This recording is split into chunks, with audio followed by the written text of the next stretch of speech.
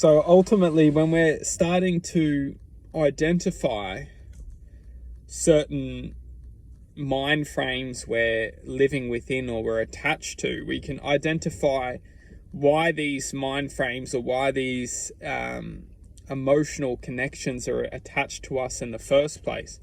A lot of the time, we really do convince ourselves through desire that something's going to be good for us. And then with time, we understand it's taking us down the path of destruction. And that's when we can either jump ship or learn to ultimately go down with the ship,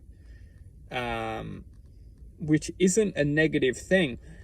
Truly speaking, the only way it becomes affected is when our hearts become emotionally numb, when we can't feel the heart's frequency anymore. We can only feel or think within we don't even feel, we just feel pain or feel hurt or feel suffering, because our hearts go into this lockdown where our awareness is locked outside of the heart, really, because the heart is where we generate love, happiness, devotion, to kindness, and just expressions of generosity and complete devotion to its existence.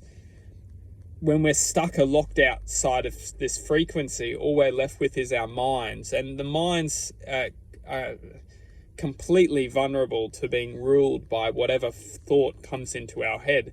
So on a quantum field of existence, if a frequency band, a frequency band, and it manages to come into our perception, our minds, and gets our mind's attention, thinking of something, we then become that frequency field or that frequency of energy. So anything has the power to gain control over our minds.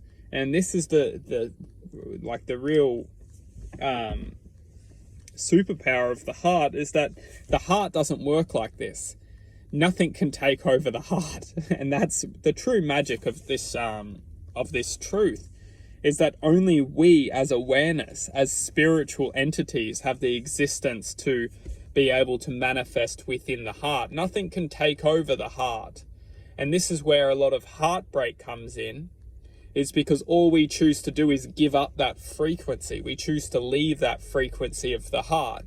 We choose to give up the heart and then go back into the mind's existence. So that's where heartbreak comes in. It's not that the connection or the frequency is taken away from us. We actually choose to stop living within that frequency. So the trick is to start to identify within the heart's existence, within the heart's awareness, because ultimately we're safe within the heart's existence.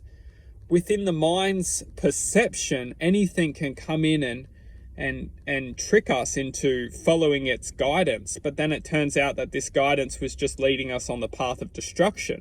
Ultimately, these paths look really good. They look very enticing and wonderful, because the mind is very malevolent within tricking our point of attention and thinking something's going to be good for us, when ultimately it knows that it wants to produce anger and frustration.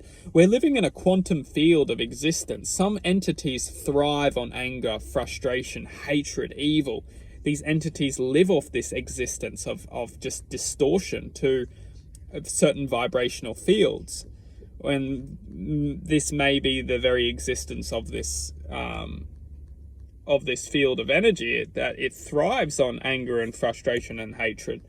Many of us who are expressions of life within this reality aren't this frequency. We're actually quite the opposite. We're beings of love and happiness and joy and presence.